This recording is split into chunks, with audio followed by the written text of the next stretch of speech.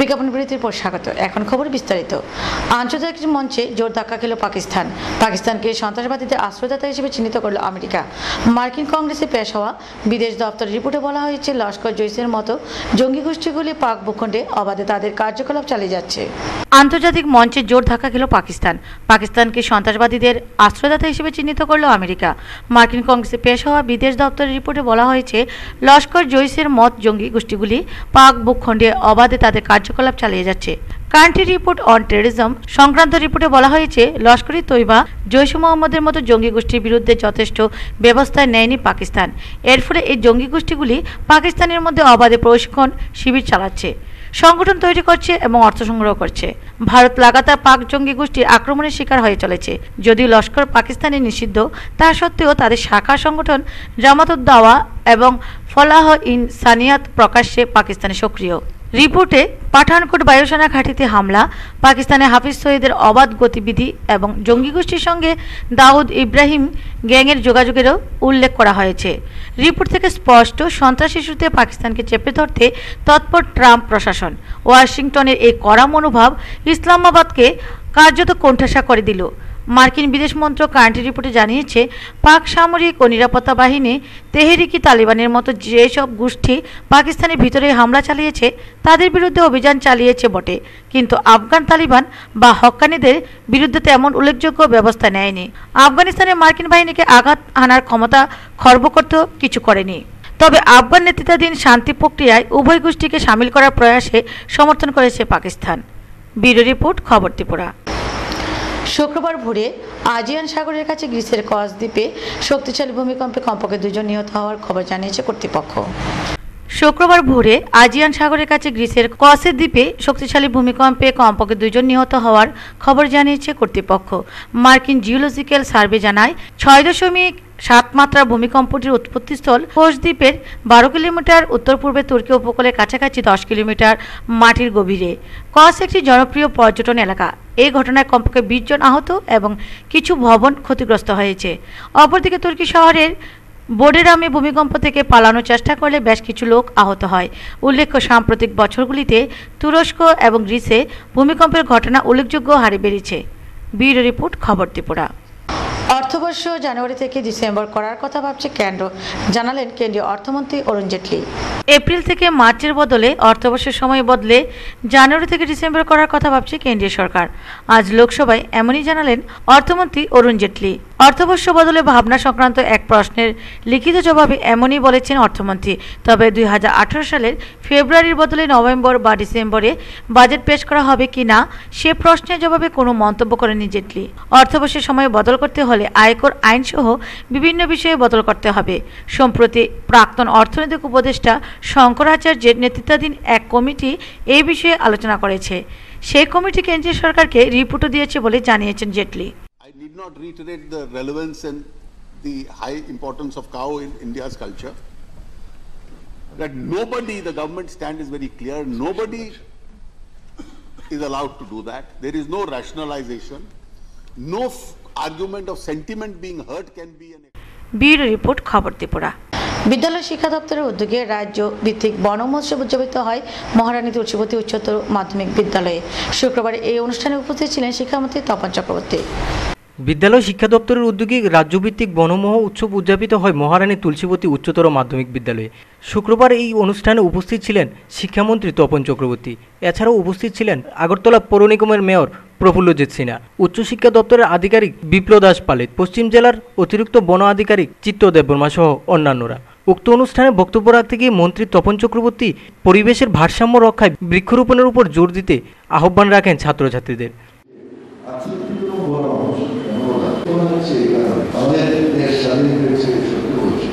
আমাদের দেশের প্রথম যে মন্ত্রিসভা সেই মন্ত্রিসভার একটা গুরুত্বপূর্ণ সিদ্ধান্ত ছিল 1950 সালে, যে এখন ওই বছর 1950 সালে সারা দেশে বর্ষার সময়টা পরিকল্পিত বৃক্ষরোপণ করতে হবে। এবং এই শিক্ষা ভারতবাসী পেয়েছিলেন, আমরা অনেকে হয়তো দিয়েছি, কিন্তু আমরা এই শিক্ষা গ্রহণ করার ক্ষেত্রে যার মন্ত্রণা সবচেয়ে বেশি লাভ করেছি তিনি হচ্ছেন কবি রবীন্দ্রনাথ। যে ভারতবর্ষের স্বাধীনতার অনেক আগে এই বর্ষা মঙ্গল তার ছয় তার কাজ ছিল, তার বক্তব্য ছিল, তার উপদেশ, এগুলো নেওয়া কোনো রিচুয়াল ব্যাপার ছিল না।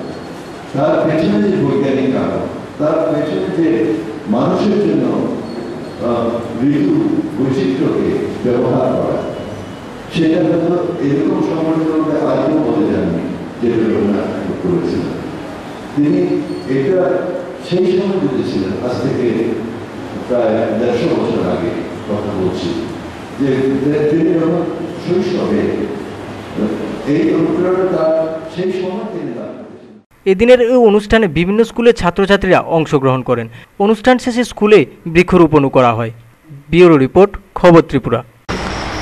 ধলাই জেলার গন্ডাছড়ার পর এবার গঙ্গানগরে অনুষ্ঠিত হলো ল্যাম্পস লিমিটেডের 41তম বার্ষিক সাধারণ সভা।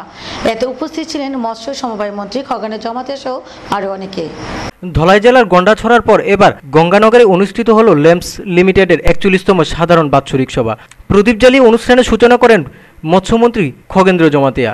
মন্ত্রী ছাড়াও এদিনের অনুষ্ঠানে উপস্থিত ছিলেন উপজাতি স্বশাসিত জেলা কমিটির কার্যনির্বাহী সদস্য ক্ষীরেন্দ্র রিয়াং, গাঙ্গাইল বিএসসি চেয়ারম্যান রবীন্দ্র ত্রিপুরা সহ অন্যান্যরা। উক্ত অনুষ্ঠানে ভাষণ রাখতে গিয়ে মন্ত্রী খগেন্দ্র জমাতিয়া বলেন,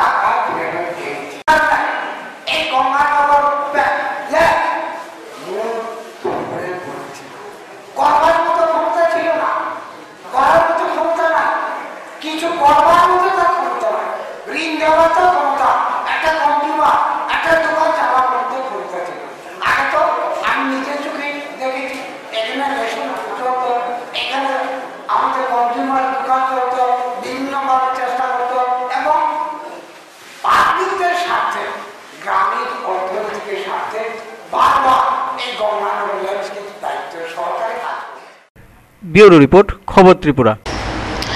আইপিএফটি 11 দিনের জাতীয় সড়ক অবরোধের ফলে বর্তমানে এলাকার জাতীয় সড়কের দুই পাশে পচা দুর্গন্ধে যাতায়াত করতে পারছে না যাত্রী সহ এলাকার জনগণ।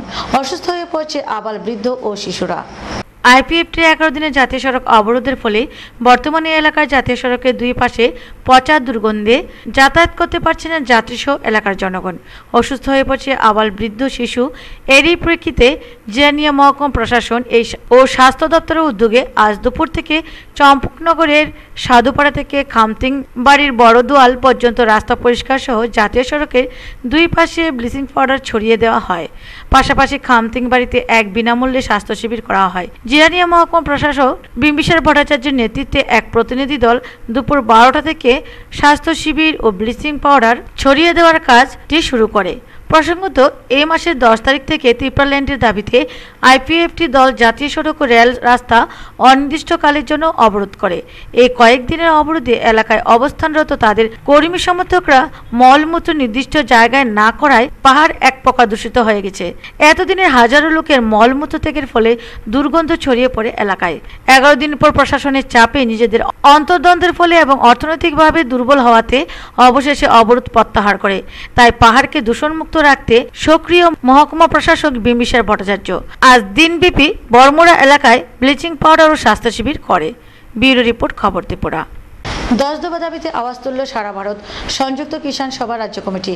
শুক্রবার আগরতলা সিটি সেন্টারের সামনে 3 ঘন্টার গণ অবস্থান করেন তারা। 10 দফা দাবিতে আওয়াজ তুললেন সারা ভারত সংযুক্ত কিষাণ সভার রাজ্য কমিটি। শুক্রবার আগরতলা সিটি সেন্টারের সামনে 3 ঘন্টার গণ অবস্থানে বসেন তারা। তাদের উল্লেখযোগ্য দাবিগুলির মধ্যে হল খাদ্যশস্যের পূর্ণাঙ্গ রাষ্ট্রীয় বাণিজ্যিকরণ করা, খরা ও বন্যাপ্রবল এলাকার কৃষকদের বীমা ব্যবস্থা চালু করা, দরিদ্র চাষিদের খেলাপি ঋণ মুকুব করা সহ অন্যান্য। গণ অবস্থানের মঞ্চ থেকে বক্তারা কেন্দ্রীয় সরকারের তীব্র সমালোচনা করেন।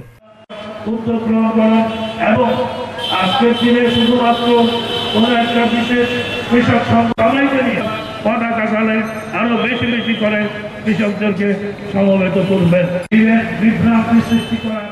ব্যুরো রিপোর্ট, খবর ত্রিপুরা। দীর্ঘ 11 দিন বন্ধ থাকার পর বড়মুড়া দিয়ে চালু হলো যান চলাচল। আইপিএফটি দলের ত্রিপ্রাল্যান্ডের দাবিতে এই সড়ক অবরোধে ব্যাপক ক্ষতি হয় যাত্রীসহ যান চালকদের। দীর্ঘ 11 দিন বন্ধ থাকার পর বড়মুড়া দিয়ে চালু হলো যান চলাচল। আইপিএফটি দলের ত্রিপ্রাল্যান্ডের দাবিতে এই সড়ক অবরোধে ব্যাপক ক্ষতি হয় যাত্রীসহ যানবাহন চালকদের। 11 দিনের এই পথ দিয়ে যানবাহন চলাচলের ফলে খুশি যান চালকরা। তারা জানায়, অযৌক্তিক দাবি নিয়ে এইভাবে পথ অবরোধ করে যাত্রীসহ যান চালক সহ সার্বিক জনগণের সমস্যা করা উচিত নয়। যদিও 11 দিনের পর সমস্যা সমাধানের পর এখন তাদের দাবি যে আর যেন এইভাবে জাতীয় সড়ক অবরোধ না করা হয়। গণতান্ত্রিক আন্দোলনের নামে এইভাবে পথ অবরোধ করে জনদুর্ভোগকে তীব্র ধিক্কার জানায় বহু যান চালক। এটা তো আমাদের অফিস আছে, তারাই সব কিছু, আমরা তো ড্রাইভার পালাই তবেই ভালো হচ্ছে। কোনো অসুবিধা না, রাস্তাঘাট একটু খারাপ আসতে আর অনেক রাস্তা করছে ভালো। এখন আপনারা কোন দিকে যেতেছেন? আমরা তো দেয়া বর্মরা আমরা বেশি ক্ষতি হয়েছে, এখন তো মোটামুটি ভালো। তো আমাদের মনে করেন সুবিধা, যেমন রাস্তাঘাট ভালো, এদিকে রাস্তাঘাট ভালো না, হাঁটা যাওয়া অসুবিধা হয়। তো এখন আপনার ব্যবসা বাণিজ্য কিরকম? আমাদের ব্যবসা বাণিজ্য মোটামুটি ভালো, এটা যোগ্য না, এটা ভালো হয়েছে না, তাহলে ঝামেলা লাগে। ব্যুরো রিপোর্ট, খবর ত্রিপুরা।